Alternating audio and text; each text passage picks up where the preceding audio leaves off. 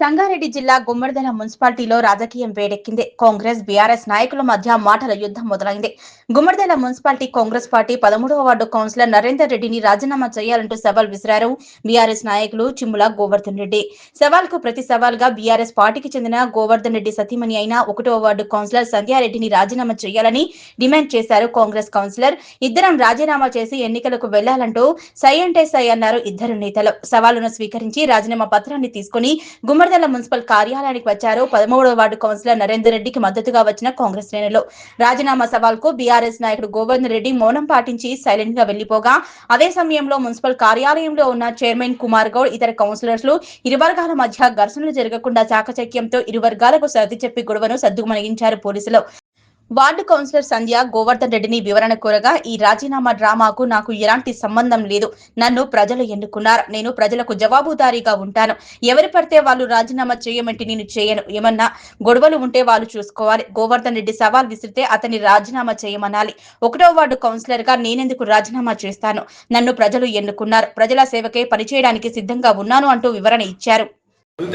నేను 13th ward నుంచి ఆయనను రాజీనామా చేయమని నేను చెప్పలేను. ఫస్ట్ వార్డు నుంచి నన్ను రాజీనామా చేయాలని ఆయనకు అధికారం లేదు. నన్ను రాజీనామా చేసే అధికారం ఎవరికి లేదు. నాకు తప్ప అధికారం ఎవరికి లేదు. నా భర్త సవాల్ విసిరిండు కాబట్టి, నా భర్త మీద ఆయన చెయ్యాలి. ఒక ఆడబిడ్డ దగ్గరకు వచ్చి సవాల్ చేయడం తప్పది. ఒక ఆడబిడ్డ అంటే అంత చులకననా? ఈరోజు వైస్ చైర్మన్గా ఈ పదవిలో కూర్చున్నందుకు ఆయన జీర్ణించుకోలేకపోతుండు. ఈరోజు తెలుసా, ఒక ఆడబిడ్డను గౌరవించడము కాంగ్రెస్ పార్టీ నాయకులకు ప్రతి ఒక్కరికి నేనేం చెప్తున్నా అంటే గౌరవించడం చెప్పండి. అదేవిధంగా నేను రాజీనామా చేస్తాను, నేను ముందుకు రాలే. తన రాజీనామా చేయాలని చెప్తే నేను చేయలేను. అధికారం నాకు ఒక్కదానికి మాత్రమే ఉంది. ఒకే పరంగా నేను ప్రజలు ఎన్నుకురు నన్ను, అది ప్రజలు చెప్పాలి. నాకు నా భర్త చెప్పడం కాదు, ప్రజలు చెప్పాలి. అది అధికారం ఎవరికి ఉంది? ప్రజలకు ఉంది. సంబంధం లేదు నాకు ఈ గొడవకు. నేను రాలేను. తనను నేను రాజీనామా చేయమని నేను చెప్పలేను. నాకు సంబంధం లేదు. నా భర్తను ఎదుర్కోమని చెప్పండి. నన్ను కాదు, ఒక ఆడబిడ్డగా నన్ను కాదు ఎదుర్కొన్నాడు.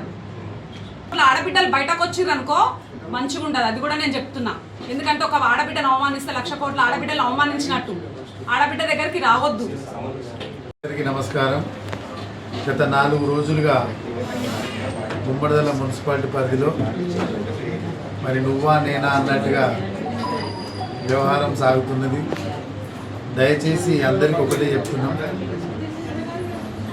ఇక్కడ ఎవరైతే గెలుపొందిరో కౌన్సిలర్లు మనల్ని 5 సంవత్సరాలు ప్రజాసేవ చేయమని చెప్పేసి, సమస్యలు మంచిగా పరిష్కరిస్తారని చెప్పేసి మరి ప్రజలు మనల్ని ఎన్నుకున్నారు.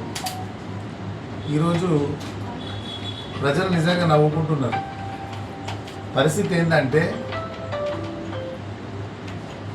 మనము ఎవరినైతే మనకు సేవ చేస్తారని చెప్పేసి ఎన్నుకున్నామో మరి ఈ రకంగా వివరించడం సరైన పద్ధతి కాదు.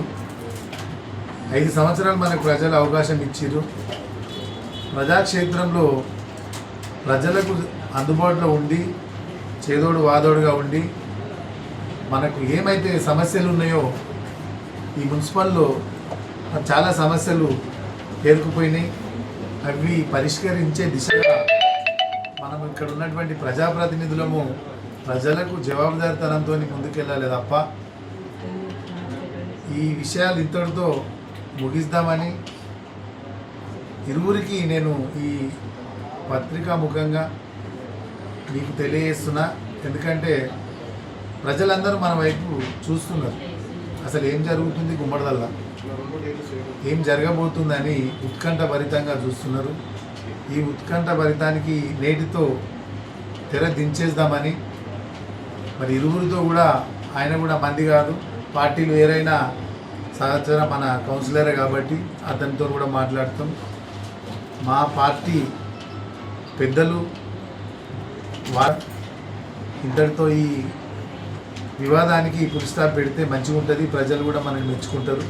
ప్రజలకు జవాబుదారితనంతో పోవాలి, కానీ ఈ సవాళ్ళు విసిరి ప్రతి సవాళ్ళు పోతే సరైన పద్ధతి కాదు. ఇంతకుముందు ఈ గుమ్మడిదల మండలంలోనే, అందులో మా గుమ్మడిదల గ్రామంలో ఇటువంటి సందర్భాలు ఇప్పటివరకు ఎప్పుడు రాలేవు గతంలో.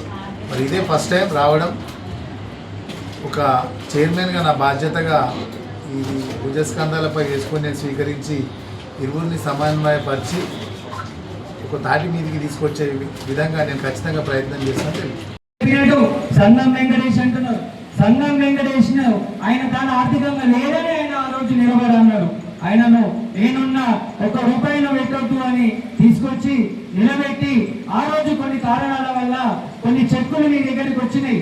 ఆ చెక్కులను వెంకటేష్ పేరు మీద ఉన్న చెక్కులు తీసుకొని ఆయన ఒక్క రూపాయి ఇవ్వకుండా వాళ్ళ కుటుంబాన్ని రోడ్డు మీదకి తీసుకొచ్చి ఆయన మానసిక వేడకొచ్చి ఈరోజు చనిపోయి వాళ్ళ పిల్లలు రోడ్డు మీద ఉన్న దీనస్థితిని చేసే పరిస్థితి చేసింది నువ్వు కాదా? తెలుసుకో. ఒకసారి మాట్లాడేటప్పుడు మైపాల్ రెడ్డి గారు నిన్న మొన్న జరిగింది మున్సిపల్ ఎలక్షన్లలో మైపాల్ రెడ్డి గారిని ఎన్ని తిప్పలు పెట్టినావు. నిన్న మొన్న కాంగ్రెస్ పార్టీకి వచ్చిన ఆయన మాట వింటారా అంటారు, ఆయన దగ్గరికి పోతారా అంటారు. ఆయన ఎవరు, నేనే ఎమ్మెల్యేనని చెప్తావు. నీ స్థాయి కాదు. మైపాల్ రెడ్డి గారి దీక్షతోని ఈ రోజు ఒక ఎంపీటీసీ గెలిచినావు, ఒకసారి 2 సార్లు సర్పంచ్ అయ్యారు. మీరు 2 ఊర్లకు సర్పంచ్ అయినావు. నిన్న మొన్న కూడా వైస్ చైర్మన్ దీక్ష కూడా మైపాల్ రెడ్డి గారు దాన్ని మర్చిపోకు. ఇంకొకటి చెప్తున్నా, మరి మీరు అసలు మాట్లాడుకున్న సంబంధం ఒక బీసీలో బిడ్డను మాట్లాడుతావు. బీసీలకు సపోర్ట్ చేస్తున్నా. నేను ఒక రెడ్డి వర్గానికి చెందిన రెడ్డి అగ్రవర్ణాలకు చెందిన నేను పొద్దున్న లేస్తే బీసీల బిడ్డను రెడ్డిలతో నాకు అంత అవసరం లేదు, వాళ్ళని లెక్కనే చేయాలన్న సంస్కృతి నీది.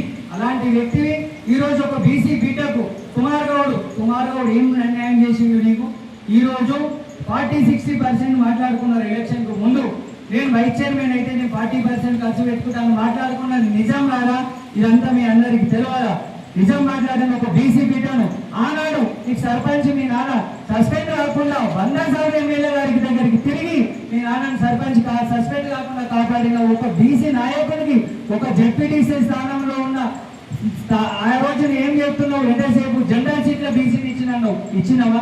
ఇచ్చినానికి ఏం చేసినావు? ఈ రోజు ఏం చేస్తున్నావు? 40-60% అని పంచాయతీ ఎమ్మెల్యే గారికి తీసుకుపోయి మరి ఎమ్మెల్యే గారి కనీసం పైసలు ఒప్పుకున్నావా? నువ్వు ఎమ్మెల్యే అంటావు,